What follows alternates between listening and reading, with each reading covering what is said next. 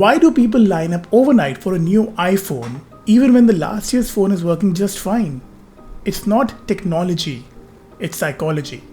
Welcome to the Apple Effect. Hi, I'm Tarun Panda, and I take consumer behavior science, the same tricks that brands use on you to grab your money and attention, and flip them into easy hacks that you can use to be a better you.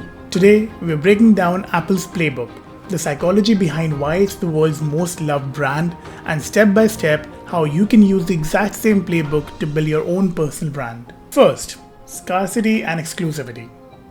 Apple doesn't just release a phone, they create a moment. Think about it. Limited stock, pre-orders that sell overnight, long queues outside their stores that stretch for kilometers. Scarcity works because when something is unattainable or something that is a limited quantity, our brains assume that it must be valuable. And that's why people line up in whatever the weather be to get something that they don't technically need. Scarcity turns products into trophies. Second, simplicity. Look at the iPhone. One button, a clean design, product names that are short and easy to pronounce. iPhone, iPad, AirPods. Psychologists call this cognitive ease. Something is easy to process, we trust it more and like it more. Apple's minimalism isn't just design, it's psychology. The simple design makes the use feel more premium. And that's why people feel that it's a luxury to own an iPhone. Third, anchoring. Apple doesn't compete on price. Instead, they set the highest anchor. When you see an expensive iPhone priced at around 1,20,000 rupees, suddenly an AirPod price at 20,000 rupees doesn't seem unreasonable, right? This is called the anchoring bias. The first number you see is the anchor, and that sets the expectations of all the numbers that follow. So basically, if you see a highly expensive number in the first position, you see every other price tag at a reasonable position. That's what brands like Starbucks also use. And Apple makes everything else in the ecosystem feels like a good deal by keeping one of its products or two of its products at a high price. Fourth, the endowment effect. Once you own an Apple product, you don't want to give it up. It's not just a habit, it's psychology. The endowment effect means that once you own something, you overvalue it. And Apple doubles down on this effect by making switching painful. Think about it. AirDrop, iMessage, iCloud.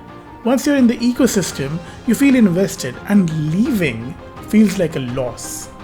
And fifth, tribe and identity. Apple isn't just tech, it's a tribe. Remember the old I am a Mac, I am a PC ad?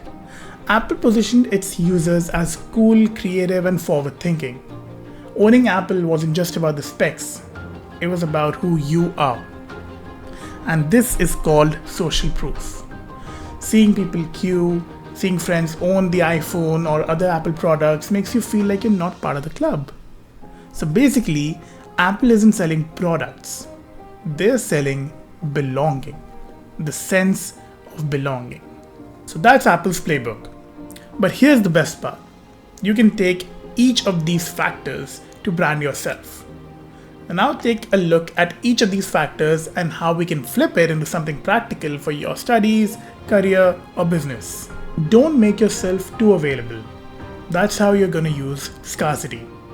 If your time or work is endless, people will take you for granted. Instead, create boundaries. Offer time slots but in a limited quantity if you mentor or freelance. Showcase your best works selectively, not everything you've ever done. Because scarcity makes people value you more. Simplicity. How do you describe yourself? If you say, I know Excel, SQL, Python, data visualization, Power BI, Tableau, people tune out. If you say, I build dashboards that save people hours every week, people lean in. See, basically, a simple line beats a cluttered list. Always. Think Apple. Fewer words, bigger impact. Anchoring. Always set the first number. In a salary negotiation, if you say, I am expecting around 6 to 7 lakh, that's the anchor. If you say I'm expecting around 9 to 11 lakhs, that's the anchor. Same skills, different anchor, very different outcomes. And if you're freelance, then show the premium package first to your clients. Even if they don't buy it, that would make your mid-tier package seem like a good deal. Endowment. Create things you own. If you study, don't just copy notes.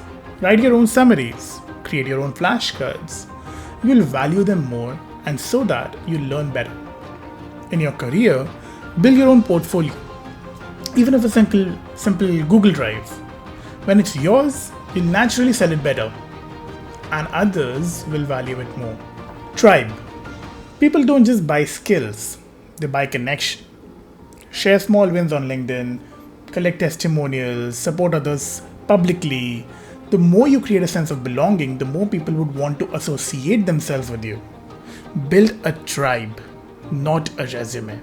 So here's a challenge. Pick one Apple-inspired hack this week.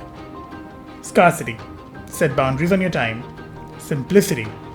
Rewrite your intro in one line. Anchor it. Set a confident number in negotiations. Endowment.